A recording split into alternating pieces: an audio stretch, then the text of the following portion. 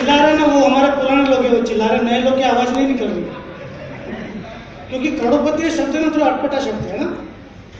अभी यहाँ पर जितने भी लोग बैठे हुए हैं ना, जो नए लोग आए, क्योंकि मैं भी एक बार नया था इस बिजनेस में, पहली बार किसी मीटिंग में जब जाकर मैंने बैठा था, और वहाँ पर जब मैं सुन रहा था तो वहाँ लाखों के नीचे कोई बातें नहीं कर रहा था, जो आए वो करोड़पति।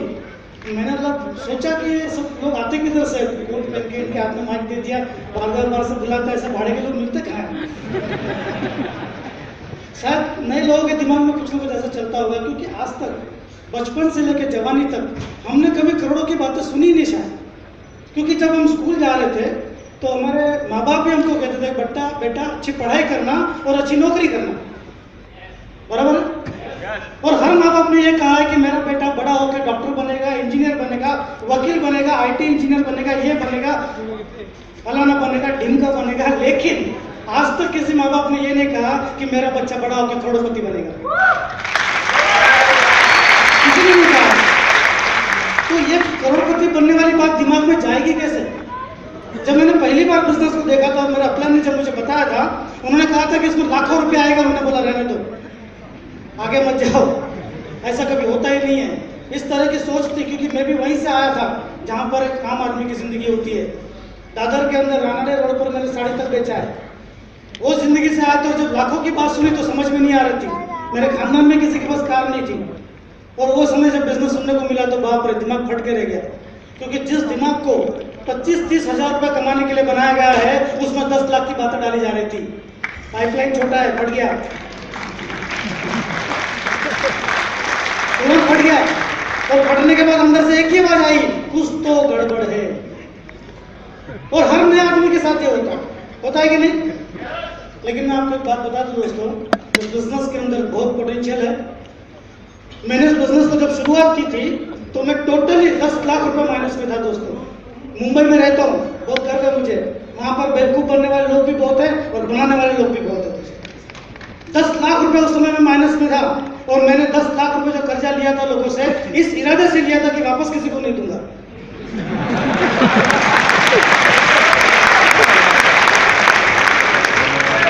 क्योंकि देने के लिए होना चाहिए ना। और मैं सोचता था कि ये लोग पैसा जो कमा रहे हैं, मेरे पास काम नहीं है, इनके पास काम है, थोड़ा सा मुझे दे देंगे तो क्या फर्क पड़ेगा इनको। एकदम सोच तगड़ी थी मेरी, किसी से कोई गिला शिकवा नहीं था। मैं सीधा बोलता था, या तो पैसा दो या तो काम दो, और सीधे सीधे रास्ते से चल रहा था मैं। लोग मुझसे डरने लगे थे, इसके पास गए तो पैसा मांगेगा, पक्का मांगेगा। और ऊपर वाले ने टैलेंट ऐसा दिया था कि अगर किसी से मैं पैसा उधार मांगू और उसके पास ना हो तो दूसरे से लाके देता था।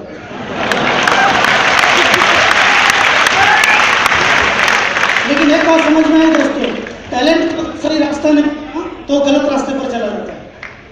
जितने भी लोग ये जो 2 नंबर का काम करते हैं, या जो आतंकवादी है, जो गैर कानूनी काम करते हैं, आपको क्या लगता है उनमें टैलेंट नहीं है?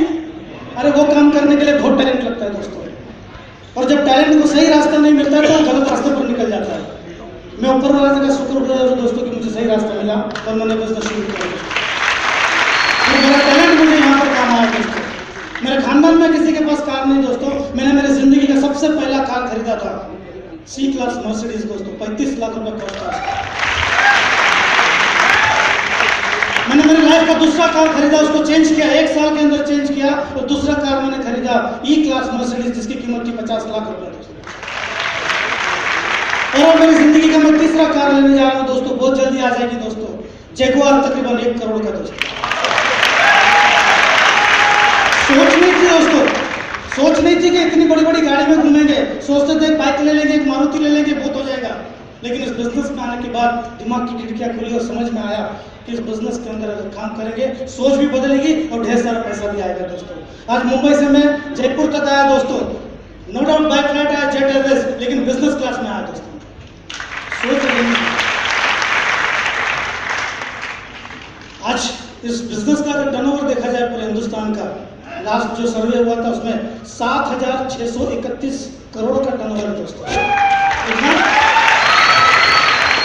इतना खुश मत हो मेरे भाई, 7,631 को ज्यादा नहीं है, बहुत छोटा अमाउंट है ये। क्योंकि हमारे पास में जो देश है ना मलेशिया, उसका टर्नओवर 34,000 करोड़ का दोस्तों, और 7,000 में खुश हो रहे। अरे अभी तो हिंदुस्तान में बहुत सारा पोटेंशियल है दोस्तों, बहुत सारा बिजनेस होना बाकी है। अभी तो पूरे वर्ल्ड का अगर टर्नओवर देखा जाए तो लगभग 12 लाख करोड़ का टर्नओवर है दोस्तों, इस इंडस्ट्री की बात कर रहा हूँ। और ऐसी उम्मीद की जा रही है, times of India economic times जो उसका एक सर्वे रिपोर्ट आया था कि आने वाले समय में हिंदुस्तान का जो टर्नओवर होगा नेटवर्क इंडस्ट्री का वो होगा 34,000 करोड़ का दोस्तों। और ये ज्यादा दूर की बात नहीं है, सन 2019 और 20 जो फाइनेंशियल क्लोजिंग आएगी 34,000 करोड़ का टर्नओवर होने जा रहा है। आप लोग शांत हो गए, आपको मैं बच्चों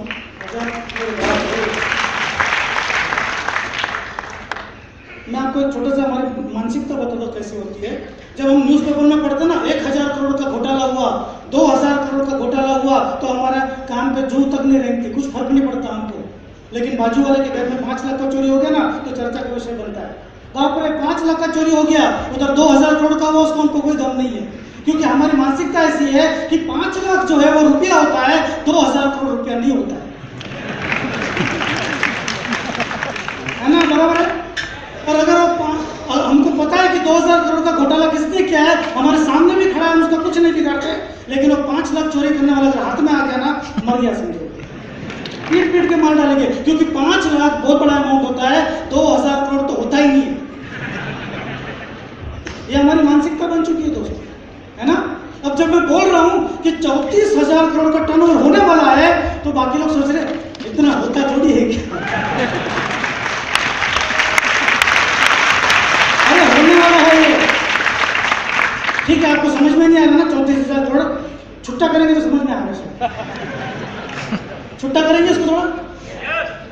34,000 करोड़ को हम लोग छुट्टा करेंगे। कोई गणित का विशेषज्ञ है क्या यहाँ पे?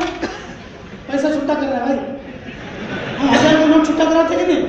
अब 34,000 करोड़ को हम छुट्टा करेंगे, 100 के 100 बंडल कितने होंगे? 100 के कितना होगा? 10,000। 100 नोट अगर होंगे तो कितना होगा? 100 के कितने? 100 नोट 10,000 होगा।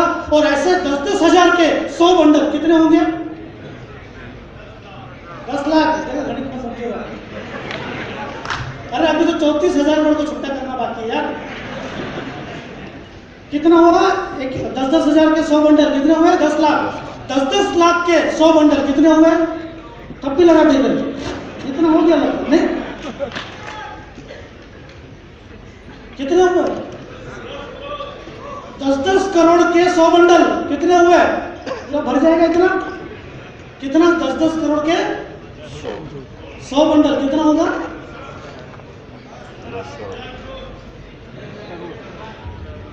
10 लाख करोड़ कितना होगा? घर जाके कैलकुलेशन कर लेना यार, एक बार छुट्टा करके देख लेना, आपको समझ में आएगा कितना बड़ा अमाउंट होता है। मैं सिर्फ इतना कहना चाहता हूँ कि उस 34,000 करोड़ में से चिल्लर भी अगर आपके ऊपर गिर गए ना, तो आपकी 7 पीढ़ी को पैसे जब कमा